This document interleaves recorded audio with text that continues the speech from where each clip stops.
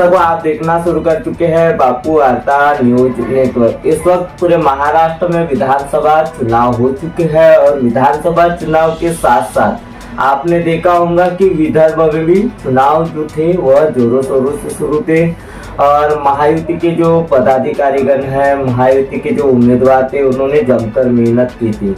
वह मेहनत विदर्भ में देखने में आई। गोंदिया भंडारा जिले में सबसे बड़ी जो ऐतिहासिक जीत के माहौल में आपने देखे होंगे, हजारों की लीड में जो है उम्मीदवार चुनकर आए। वैसे हमारे साथ में जो जुड़े हैं तिरोड़ा गोरेगांव विधानसभा क्षेत्र के भाजपा के जो प्रत्याशी वरिष्ठ नेता है दुर्गा प्रसाद ठाकरे, आज हम इनसे जुड़े। सबसे पहले ठाकरे जी, आपका चैनल में स्वागत है। नमस्कार। क्या बताओगे, अभी ठाकरे जी आपने देखा होगा विधानसभा चुनाव तो ये आपके तिरोड़ा गोरेगांव विधानसभा क्षेत्र में अहम भूमिका में अगर देखी जाए तो एन विधानसभा चुनाव के समय ही भाजपा के कुछ कार्यकर्ताओं पर कार्रवाई देखने में कैमरे के तरफ देखो, मैं आपको बताना चाहूंगा कि भारतीय जनता पार्टी का जो कार्यकर्ता है, ये कार्यकर्ता सच्चा होता है, नेक होता है, जो बोलता है वैसा करने वाला भारतीय जनता पार्टी का कार्यकर्ता होता है। लेकिन भारतीय जनता पार्टी के कार्यकर्ता के नाम पर यदि पार्टी में बगावती करे तो अवश्य उनको बाहर करना चाहिए। जो पार्टी का काम करता है सच्चे दिल से, सच्चे मन से जो काम करता है उसको पार्टी में रखना चाहिए और उसको आगे बढ़ाने का नेतृत्व करने की जिम्मेदारी देना चाहिए। आपने देखे होंगे महायुति गठबंधन में राष्ट्रवादी कोटे से भी कार्रवाई की गई है। राष्ट्रवादी कांग्रेस पार्टी के जो प्रवक्ता थे कमलेश बारवा, एट ए टाइम विधानसभा चुनाव है और 3 दिन बचे हैं इलेक्शन को, ऐसे भी कार्रवाई देखने में आई है। बिल्कुल अवश्य इन्हें कहीं नहीं कहीं अपने महायुति को छोड़कर कहीं बाहर काम किए होंगे, कोई कार्यकर्ता को समझ में आया होगा, इसीलिए राष्ट्रवादी पार्टी ने उनको पार्टी से बाहर किया। बिल्कुल अवश्य करना चाहिए, पार्टी के साथ में तो पार्टी का काम करना चाहिए। और भी कार्यकर्ताओं के ऊपर कार्रवाई हो सकती है क्या, जो जैसे अभी हुई है? अब बाकी कार्यकर्ताओं पर कार्रवाई होती है नहीं होती है, लेकिन जहां जहां जो कार्यकर्ता समझ में आया उनको पार्टी ने काम नहीं किए या किए, इसके ऊपर संबंधित पूरे भारतीय जनता पार्टी के पदाधिकारी इसके ऊपर निर्णय करेंगे। आपने जैसे कहा था कि 23 तारीख का गुलाल भी हमारा रहेगा, आपने हमारे चैनल के जरिए भी बोला था तिरोड़ा गोरेगांव विधानसभा क्षेत्र में आप इतना बोले कि 23 तारीख का गुलाल और बाजा भी हमारा रहेगा, और इतना दावे से आपने कहा था। देखो, मैं आपको बताना चाहूंगा, जिस समय तिरोड़ा गोरेगांव के प्रत्याशी सम्माननीय विकास पुरुष विजय भाऊ रांगडले, इनकी जब गोरेगांव तहसील में प्रचार रैली को शुरुआत हुई तब आपने मेरा इंटरव्यू लिया था और मैंने वहां बताया था कि आने वाली 23 तारीख को हम 30,000 के ऊपर से जीतने जा रहे हैं। 23 तारीख को गुलाल भी हमारा रहेगा और फटाके भी हमारा रहेगा, और आप देख चुके हो कि 23 तारीख आ चुकी है, 30,000 के ऊपर जीत चुके हैं और गुलाल भी हमारा था, फटाके भी हमारा था और रैली भी हमारी थी। इसका कारण यह था उस दिन बताने का कि जो भारतीय जनता पार्टी और महायुति के जितने भी कार्यकर्ता है जिस टाइप से काम पर लगे थे और गांव में, मोहल्ले में, गली में, हर घर घर में जो प्रचार कर रहे थे, मेहनत कर रहे थे, उसके आधार पर हमको लग रहा था कि भारतीय जनता पार्टी एक बड़ा इतिहास रचने वाली है और आने वाले 23 तारीख को भारतीय जनता पार्टी ने एवं तिरोड़ा गोंदिया जिले में नहीं पूरे महाराष्ट्र में इतिहास रची है। आज तक का ऐसा इतिहास नहीं हुआ, ऐसा इतिहास रच चुकी है। अभी रहा सवाल, कई लोगों का कहना आता है कि पालक मंत्री तिरोड़ा गोरेगांव विधानसभा क्षेत्र से बनना चाहिए विजय भाऊ रांगडले। क्या लग रहा है आपको? एक तरफ देखा जाए तो राष्ट्रवादी कांग्रेस पार्टी के जो सम्माननीय प्रफुल्ल भाई पटेल जो सांसद है राज्यसभा के, उनके नेतृत्व में ही गोंदिया जिले में पालक मंत्री बनता है कह ऐसी भी एक तरफ चर्चा है, और दूसरी ओर देखा जाए तो तिरोड़ा गोरेगांव विधानसभा क्षेत्र की जनता कह रही है कि पालक मंत्री तो विजय रांगडले बनना चाहिए क्योंकि उनका 3rd टाइम है। दूसरी ओर देखा जाए तो आपने देखा होगा सभी रिपीट कैंडिडेट हैं। मैं आपको बताना चाहूंगा, पालक मंत्री या मंत्री पर ये सीएम, डिप्टी सीएम और उच्च सदन के नेता होते उनके निर्णय करने का काम है। लेकिन आज तिरोड़ा गोरेगांव विधानसभा के जो हमारे आमदार साहब विजय भाऊ रांगडले, आज इन्हें कहीं न कहीं हैट्रिक तीसरी बार चुनकर आए हैं और लगातार तीसरी बार चुनकर आना, और आपको जैसा कि पता है गोंदिया भंडारा जिले में जो पवार समाज है या और दूसरे भी लोग हैं, बहुसंख्यक समाज है। अब मैं पार्टी की तरफ से तो पार्टी का निर्णय है, जो मंत्री पद देना है, पालक मंत्री देना है, वो उनका निर्णय है। लेकिन मैं एक पवार समाज से आता हूँ।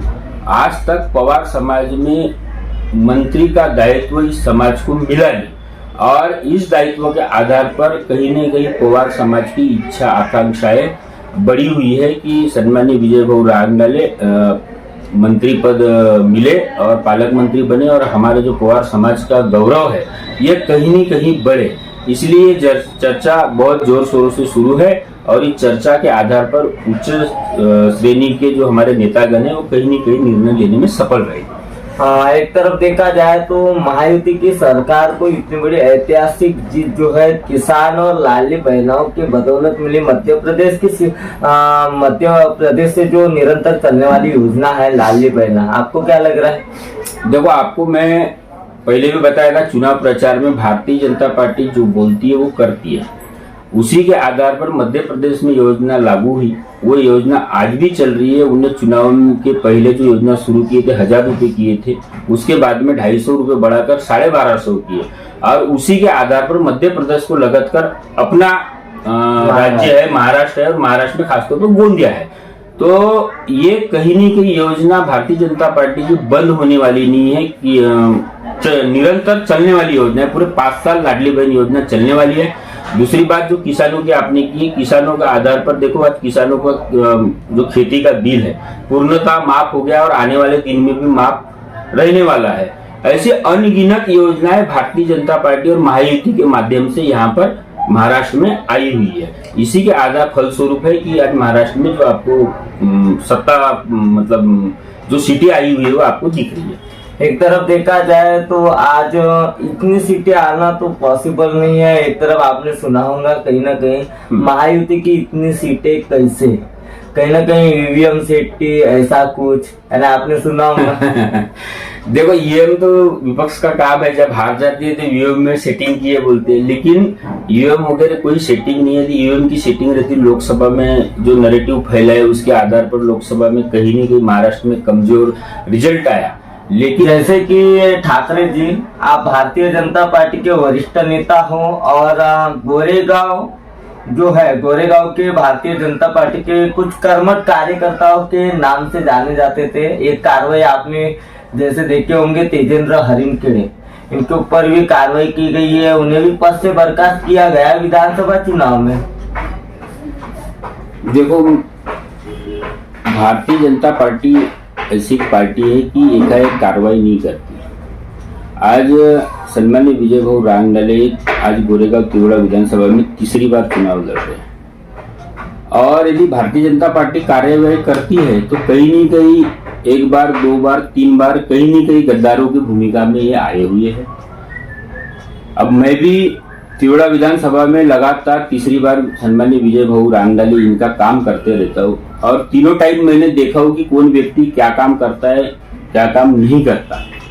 लेकिन भारतीय जनता पार्टी के पदाधिकारी पार्टी को बगावत करते, पार्टी के साथ में यदि गद्दारी करते होंगे, उनको पद मिलता है, प्रतिष्ठा मिलती है पार्टी की तरफ से, लगातार तीसरी बार यदि पार्टी को गद्दारी करती है तो पार्टी स्वाभाविक है निर्णय लेगी कि गद्दारों को पार्टी में न रखा जाए। जो पार्टी में अच्छा काम करता है, पार्टी के साथ में रहता है, पार्टी के साथ पार्टी को मजबूत करता है, उसको कहीं न कहीं आगे बढ़ाया जाए। और वही पार्टी ने गोरेगांव तिरोड़ा विधानसभा में करके दिखाई है, और इसलिए मैं पार्टी का धन्यवाद आभार व्यक्त करता हूँ। कहीं ना कहीं आज अगर भारतीय जनता पार्टी को जो उपसभापति पद के ओहदे पर है तेजेंद्र हरिमखेड़े, इन्हें बर्खास्त कर कहीं ना कहीं भारतीय जनता पार्टी को इसका नुकसान तो नहीं होगा, कार्यकर्ता नाराज तो नहीं होंगे? देखो, नुकसान जो होने का है वो तो चुनाव में हो चुका है। अब क्या चुनाव में अब क्या नुकसान होगा पार्टी को? पार्टी सदैव पार्टी के हित में काम करने वाले कार्यकर्ता के साथ में खड़ी रहती है, और आगे भी जो कार्यकर्ता भारतीय जनता पार्टी के हित में काम करते रहेगा उसके हित में खड़ी रहेगी, और भारतीय जनता पार्टी के विरुद्ध में जाकर विपक्षीय अपने प्रत्याशी को यदि साथ देता है तो भारतीय जनता पार्टी सदैव ऐसे गद्दारों को बाहर करने में सदैव प्रयत्न करती रहेगी और इससे भारतीय जनता पार्टी का कुछ वोट प्रतिशत गिरेगा या कार्यकर्ता कहीं कम होंगे, ऐसा कहीं पर नहीं है। जो व्यक्ति पार्टी को गद्दारी करता है उसको अवश्य और बहुत अच्छा सम्मानीय तालुका अध्यक्ष का बहुत ही अच्छा निर्णय है। उन्हें कहीं ना कहीं जानकारी दी गई थी क्या, जैसे कि पार्टी से बर्खास्त किया जा रहा है, सूचना वगैरह कुछ ऐसी? पार्टी के वरिष्ठ नेताओं ने जब चुनाव का बिगुल फूका गया था तब पार्टी के वरिष्ठ नेताओं ने उनके साथ बैठकर चर्चा की थी। तब उनने 2-3 दिन का शायद टाइम मांगा था, लेकिन 2-3 दिन के टाइम के बाद में उनका कोई सकारात्मक उत्तर आया नहीं। उसके बाद में 20 तारीख तक सभी लोगों ने पार्टी के वरिष्ठ नेताओं ने उसकी राह देखी कि काम करेगा नहीं करेगा, क्या करने वाला है। सारी बातें पूरे चुनाव में सभी कार्यकर्ताओं के दिमाग में आंखों के सामने उसके काम नजर आए, नेताओं के आंखों के सामने उनके काम नजर आए और वो काम कहीं न कहीं अपने पार्टी के विरुद्ध में जाता हुआ दिखा। इसलिए भारतीय जनता पार्टी के जिला अध्यक्ष, तालुका अध्यक्ष और सभी कार्यकारिणी ने उनको बर्खास्त करने का काम किया। कार्यकर्ता और सभी की मेहनत आज अपने को देखने को मिल रहा है कि 288 में से महायुति 234 सीटें जीत रही है और ये इतनी बड़ी जीत आज महाराष्ट्र में पहली बार हासिल हुई है। तो ये भारतीय जनता पार्टी और महायुति का विश्वास साबित हुआ है। एक तरफ देखा जाए तो साकोली विधानसभा में आपने देखा होगा, क्या आपको भावी मुख्यमंत्री जो कांग्रेस के प्रत्याशी थे, जगह जगह बैनर लगे थे, कांग्रेस के प्रदेशाध्यक्ष थे नाना पटोले, उनकी विजय हुई है कहीं ना कहीं, आपको क्या लग रहा है? देखो, विजय हुई है वो बात तो सही है, लेकिन विजय की कितनी परिकाष्ठा करना पड़ा वो आप सभी लोगों को मालूम है। यदि कांग्रेस पार्टी के प्रदेश अध्यक्ष यदि 208 वोटों से यदि जीत रहे हैं तो वो साबित करता है कि कांग्रेस के प्रदेश अध्यक्ष कितने लोकप्रिय है। क्योंकि प्रदेश अध्यक्ष की बात किए तो उनका फोपुंडेबाजी, फोड़बदरा फेंकने के अलावा पूरे महाराष्ट्र में कहीं न कहीं उनका फुफुंडे फेंकने का काम महाराष्ट्र में रहा हुआ है। जब इनकी सत्ता नहीं आती तो स्वामीनाथन आयोग का उदाहरण देते देते लोगों को बिलगुलाते रहते, लोगों को चूतिया बनाने, क्या बोलना चाहिए उसको, भ्रमित करने का काम करते हैं। जब इनकी इसके पहले 2.5 साल पहले सत्ता आई थी तब ये स्वामीनाथन आयोग ये नाम भी भूल गए थे। तो जब ये विपक्ष में रहते हैं तो पार्टी को घेरने का, झूठ बोलने का काम करते हैं। जब ये सत्ता में आते हैं तो गोर गरीब जनता, किसानों के लिए, महिलाओं के लिए, बेरोजगारों के लिए कहीं कुछ नहीं करते। ये साबित हो चुका है। महाराष्ट्र की जनता से क्या अपील करना चाहूंगा? महाराष्ट्र की जनता से यही अपील करना चाहूंगा कि जो विधानसभा में जो आपने सहयोग प्रतिशत दिया और जो